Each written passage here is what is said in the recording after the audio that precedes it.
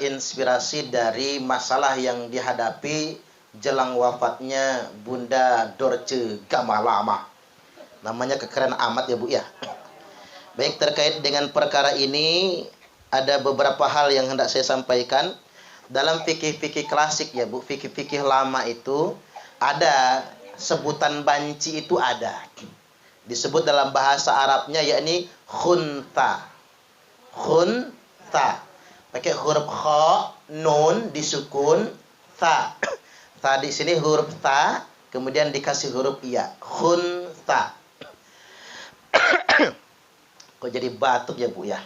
Khunta. Terkait dengan khunsa ini, misalnya dalam fikih saya ambil pasal tentang gambaran berjamaah yang diperbolehkan dan yang tidak diperbolehkan.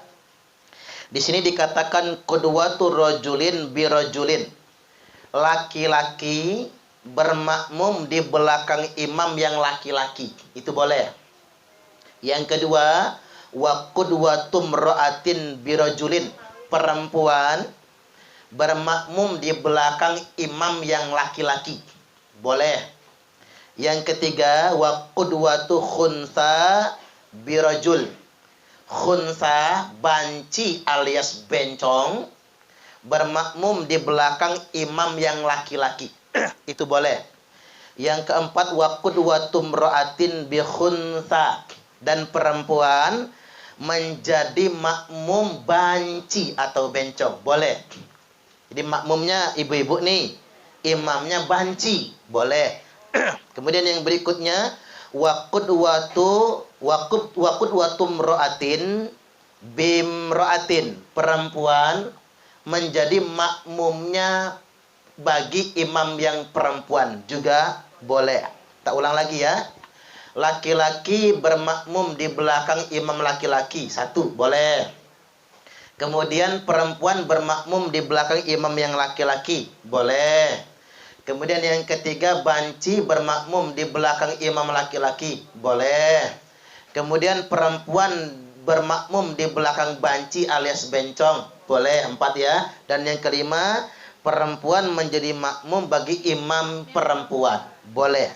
Ini 5 boleh.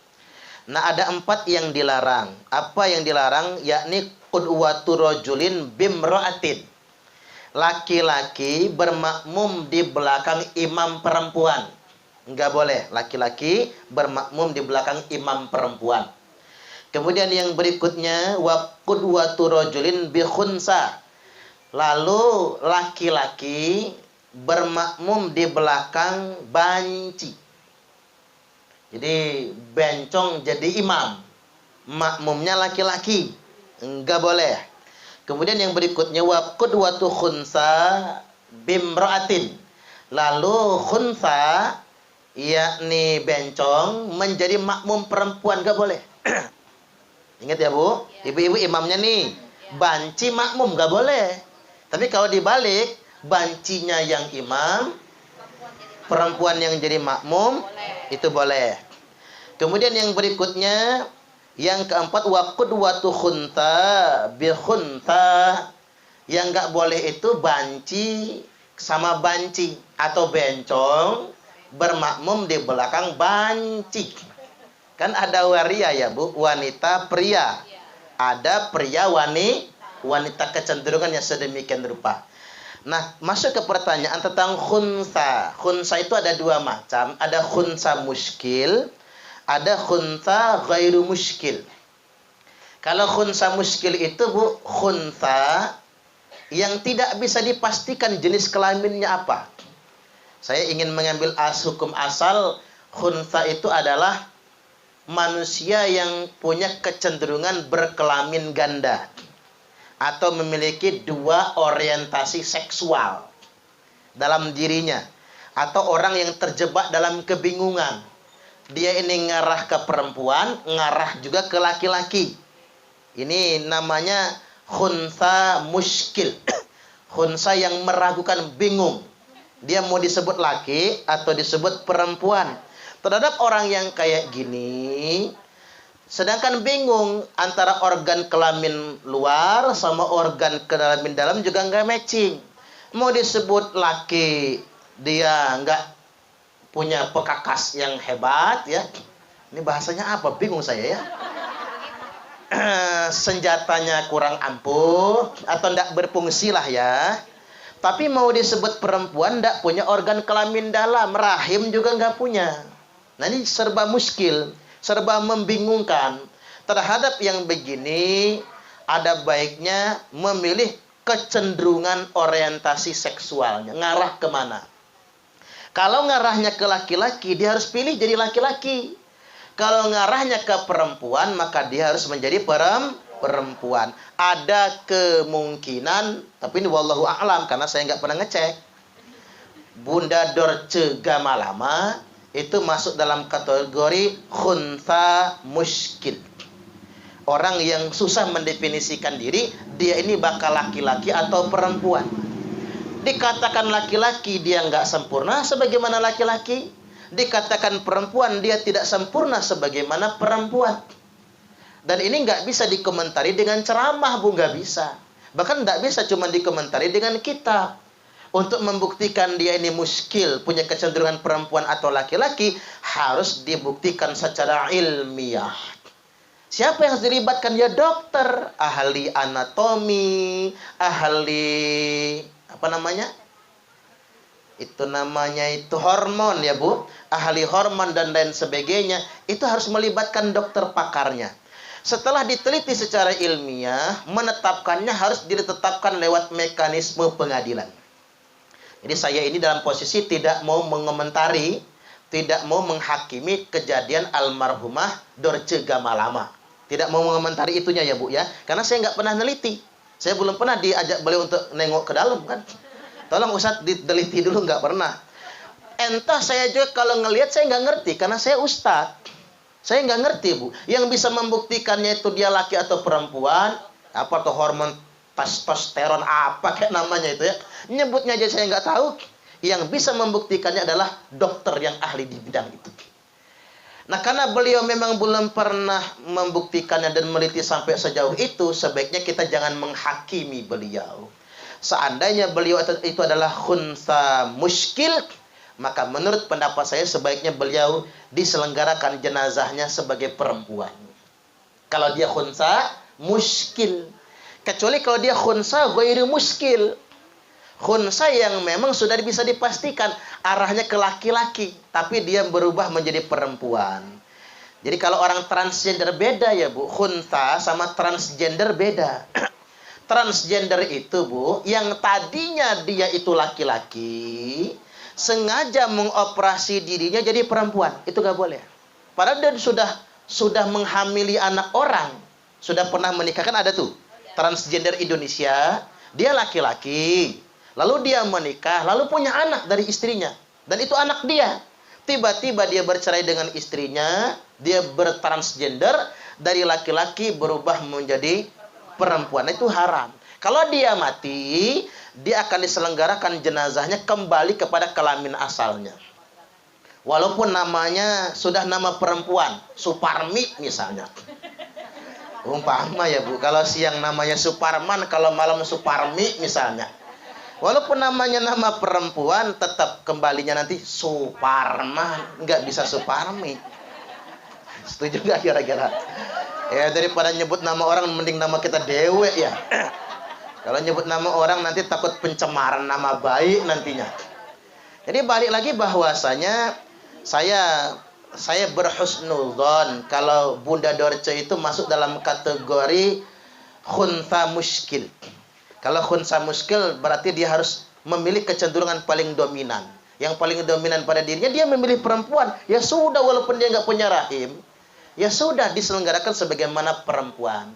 Tapi keinginan dia perempuan, keluarganya diselenggarakan secara laki-laki. Wallahu a'lam bishawab. Kita tidak bisa menghakiminya, karena yang bisa memastikannya adalah dokter secara ilmiah, dan secara hukum yang bisa menetapkannya adalah pengadilan.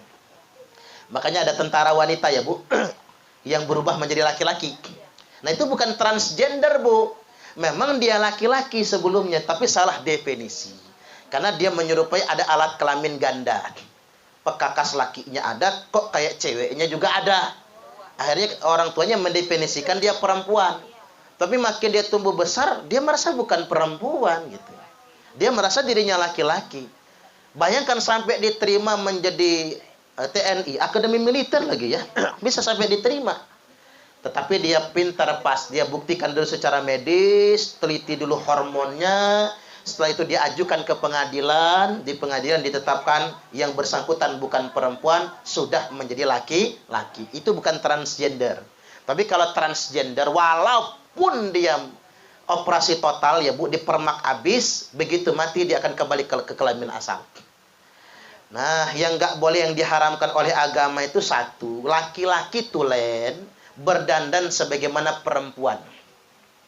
Atau perempuan tulen yang berdandan sebagaimana laki-laki, itu nggak boleh. Walaupun dia tidak ngebanci ya Bu, dandanannya saja itu diharamkan. Apalagi dia bertransgender atau transseksual, merubah jenis kelaminnya. Karena pernah kejadian ya Bu, kejadian saya meruqyah orang. Ustadz, saya mau ruqyah, emang temannya kena apa? Ini pacar saya Ustadz. Emang kena apa? Kata saya. Ya Ustadz pokoknya tahu. Ya bingung lah saya. Saya nggak bisa nebak-nebak. Emang saya dukun kata saya. Datanglah dia ke rumah. Kata saya, yang mau ruqyah siapa? Ini Ustadz, pacar saya. Namanya siapa? Nur kata dia. Pinter dia cari nama Nur Bu. Nur kan bisa Nurdin, bisa Nur Hayati kan. Ini ceweknya yang minta diruqyah itu. Karena cewek ini gadis tua, nggak laku-laku. Ada nggak ya di sini ya? Nah tiba-tiba ada yang ngelamar, kan seneng, berbunga-bunga, mau menikah. Tapi ya dia merasa ada yang aneh sama cowoknya ini tadi. Begitu saya ruqyah, saya tanya nama lengkapnya siapa? Nur. Nur apa? Nur aja. Nggak mungkin lah orang zaman sekarang namanya Nur aja ya Bu ya. Saya mulai curiga. Saya ruqyah, udah mulai nyambung saya. Begitu saya ruqyah, selesai ruqyah, kata saya, kamu bukan cowok, kamu cewek, ngaku sama saya. Karena saya ini tembus pandang. Iya Ustadz, saya ini cewek. Nama kamu siapa? Nur Hayati. Nah ngomong kata saya, ngaku-ngaku Nurdin kamu ya. Subhanallah, ngomong. Kata ceweknya langsung histeris nangis Bu. Udah lamaran, langsung dibatalkan. Kata saya, untung belum nikah. Kalau sudah nikah pidana kamu. Ini pemalsuan, ini manipulasi namanya. Jadi nikah dibatalkan, keluarganya datang ke rumah minta maaf. Apa kata keluarganya? Masya Allah, sakti betul Ustadz Parman. Bisa tembus pandang kata dia. Padahal saya bukan sakti Bu, cuman pakai otak. Waktu saya ngeruqyah kan saya minta izin nempel tangan saya di belakangnya. Kan dia belakangnya saya tempel tangan. Begitu tangan saya nempel, pas di sangkutan sambungan. Itu loh Bu. Allahu Akbar. Lu mau ngebohongin gua kata saya. Ketahuan lo. Ya nggak mungkin cowok pakai sambungan itu kan. Kayak saya nggak kenal aja. jangan marah dah. Jangan marah. Saya kenal itu mah. Jadi kata saya, kamu nggak bisa bohong, kamu cewek. Nah itu yang nggak boleh. Makanya hati-hati ya Bu ya. Hati-hati zaman sekarang ini, banyak cewek jadi-jadian, cowok jadi-jadian. Makanya buat para khunsa, kami tidak menghina kondisi Anda, karena memang itu ada dalam fikih ya Bu. Khunsa itu ada di dalam fikih, cuman menurut hukum Islam, bagi Anda yang khunsa, apalagi khunsa yang muskil, yang diragukan dia laki atau perempuan, harus memilih. Kalau dia lebih cenderung perempuan, dia harus jadi perempuan. Kalau dia lebih cenderung kepada laki-laki, dia harus menjadi laki-laki. Periksalah secara ilmiah kepada dokter ahlinya. Mintalah penetapan ke pengadilan kalau bisa.